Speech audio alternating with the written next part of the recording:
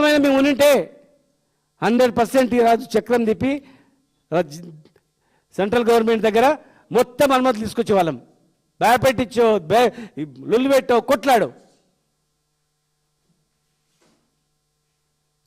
పంచాయతీ పెట్టి తెచ్చేవాళ్ళం.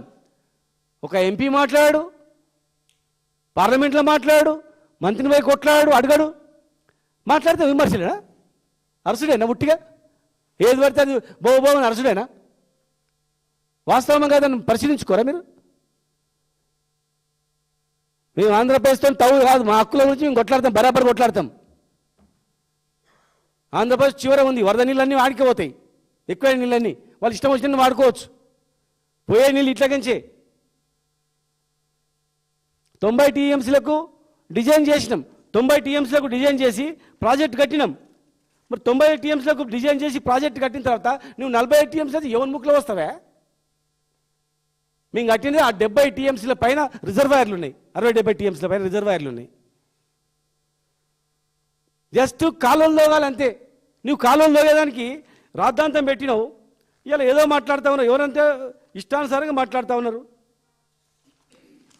మీరు ఇది కాదంటే రేపు రాండి, ఇరిగేషన్ మినిస్టర్ గారు మీరు రాండి, అన్ని ప్రాజెక్టులు తిరిగినరా మీరు? నార్కల్ దగ్గర ఒట్టెన్ దగ్గర పంపులు మునిగిపోతే పక్కకించిపోయింది కానీ మీరు పోలే. చనిపోయిన శవాలు పెడవలు బయట తీయరు. ఏ ప్రాజెక్టులో ఎప్పుడు నింపుకోవాలనేటువంటి ఇది కూడా లేదు. నార్లాపూర్ 95% కంప్లీట్ అయింది. మీరు చెప్పండి ఎంత కంప్లీట్ అయిందో? మీ అధికారులు రేపు పెట్టి చెప్పండి. మేము చెప్తున్నాం, ఛాలెంజ్ చేసి చెప్తున్నాం. నార్లాపూర్ 95% కంప్లీట్ అయింది. ఎవడు కంప్లీట్ చేసిండు? ఏదుల 100% కంప్లీట్ అయింది. ఏదుల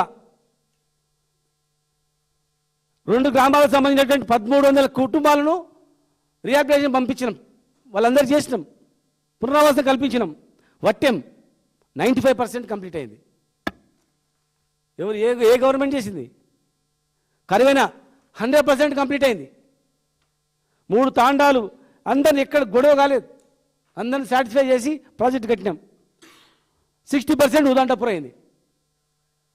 మిగతా 4 జస్ట్ కాలువలు దోగాల. అది కూడా ఏంది? ఈ కాంపోనెంట్ పనుల మీద ఎన్జీటీ మీద స్టే ఉంది. ఎన్జీటీలో స్టే ఉంది కనుక కాలువలు దొగలేదు. పర్యావరణ అనుమతి సాధించే వరకు కాలువలు తోగొద్దని ఆపి పెట్టినాం. అంటే మీ లెక్క ప్రకారం అనుమతులు రాలేదని ఈ ప్రాజెక్టు కట్టకుండా ఉండి అనుమతి ఎప్పుడో వస్తుందో సస్తో తెలియదు, అప్పుడు పెట్టుకోవాలి. ఇప్పుడు 90% కంప్లీట్ అయ్యి 10% కాలువలకు మిలిగిచ్చింది తప్ప ఒక మోటార్ ఆన్ చేసిందంట. తెలుసుకోండి. మీరు ఆ కరెంటు ఆన్ చేద్దామంటే కరెంట్ లేదు, కట్ చేసిర్రు. దానికి కట్ చేసిండ్రు, ఇంకో పంప్ హౌస్ కూడా కట్ చేసిండ్రు.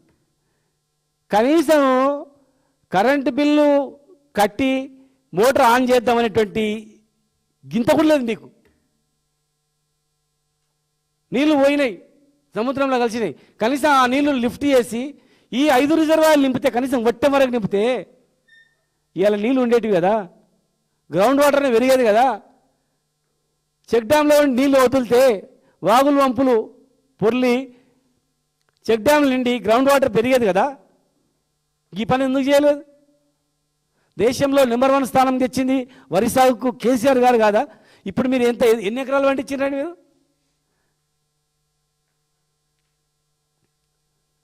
ఇరిగేషన్ భూమి అంటే పనికి మళ్ళీ భూమిలోకి పడేస్తుంది. మా పాలమూరులో 2 లక్షలకు 7 లక్షలకు ఎకరం దొరికేది. ఇలా 50 లక్షల వరకు ఎకరం ఎందుకు పెరిగింది? రైతుకు విలువ ఎందుకు పెరిగింది? రైతును రాజులు చేసిన చరిత్ర కేసీఆర్ గారిది. మీరు దివాలా తీయించారు. మీరు ఇన్నేళ్ళు స్వాతంత్రం వచ్చినప్పటి నుంచి ఇప్పటివరకు పరిపాలించిన మీరు, మీ ముఖాలకు యూరియా పిండి దొరుకుతలేదు పైసలు పెడితే. 10 ఏళ్ళు దొరకలేదు ఎట్లా? ఇప్పుడు దొరుకుతుందా? దొరకకుండా ఉండే ఎట్లా? 10 ఏళ్ళు దొరికింది ఎట్లా? ఇప్పుడు దొరకలేదు ఎట్లా?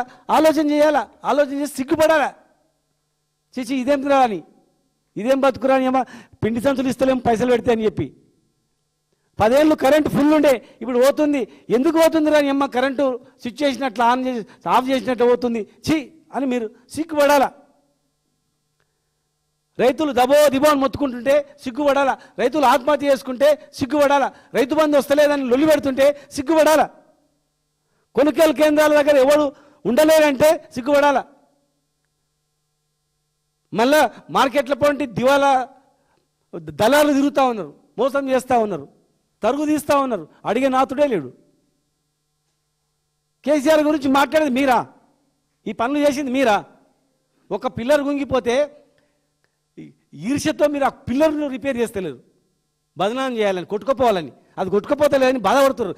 వరదలు వస్తున్నాయంటే మీకు ఆ పిల్లరు ఇంకా ఎక్కువ కుంగిపోయి కొట్టుకుపోయింటే బాగుండే, దాని పక్కన ఇంకా 2 పిల్లలు కూడా కుంగిపోయింటే బాగుండే, మొత్తం కొట్టుకుపోయింటే మొత్తం కేసీఆర్ని బదనాన్ని గిద్దప్ప మీకేం లేదు. తెలంగాణ మీద సోయలేదు. ఎందుకంటే తెలంగాణ తెచ్చిన వాళ్ళు అయితే కదా, తెలంగాణ గురించి కొట్లాడిన వాళ్ళు అయితే కదా. పక్క రాష్ట్రం బాగుపడితే సంతోషపడ్డోళ్ళు, పక్క రాష్ట్రం నీళ్ళు కావాలని చెప్పి శంకలు గుద్దుకొని వాళ్ళకి నీళ్ళు వదిలేటోళ్ళు. మేము పక్క రాష్ట్రం బాగుపడాలి, మేము బాగుపడాలా, మేము నష్టపోయినాం అన్నది. ఇవాళ ఎందుకో 9 జిల్లాలు కరువు జిల్లాలు వస్తలేవు, ఉమ్మడి జిల్లాలు. ఆయన 2013 మొత్తం 10 హైదరాబాద్ తప్ప అన్ని జిల్లాలు కరువు జిల్లాలుగా ప్రకటించారు. ఎట్లా ఇప్పుడు ఎందుకు అవుతలేదు? ఎట్లా ఆలోచన చేయరా మీరు? ఎప్పుడు తిట్టుడు అరుసుడు, ఎవడు మాట్లాడితే వానికి వ్యతిరేకంగా వీడు మాట్లాడరా, ఆడు మాట ఉసిగొల్పిడేనా, ఉసిగొల్పి అర్పించుడేనా? కేసీఆర్ గారిని అంటే బిడ్డ ఎవరు క్షమించారు, గుర్తుపెట్టుకో. ఒక పూట పాలమూరికి అన్యాయం చేయాలని బయటకు వస్తేనే గద గద గద వణుకుతున్నారు. కేసీఆర్ పని అయిపోద్దా? మీ పని అయిపోతారు 2 నెలల. గుర్తుపెట్టుకోండి. మీరు ఏమేం చేస్తారో మళ్ళీ ఈ ప్రభుత్వం వచ్చిన తర్వాత ప్రభుత్వం కూడా చేయగలుగుతుంది. కానీ ఏనాడు కూడా 2014 అధికారంలో వచ్చినాక కూడా ఒక్కరి మీద కక్ష సాధింపులు అనేటువంటి చేయలే, అభివృద్ధి మీద దృష్టి పెట్టినాం.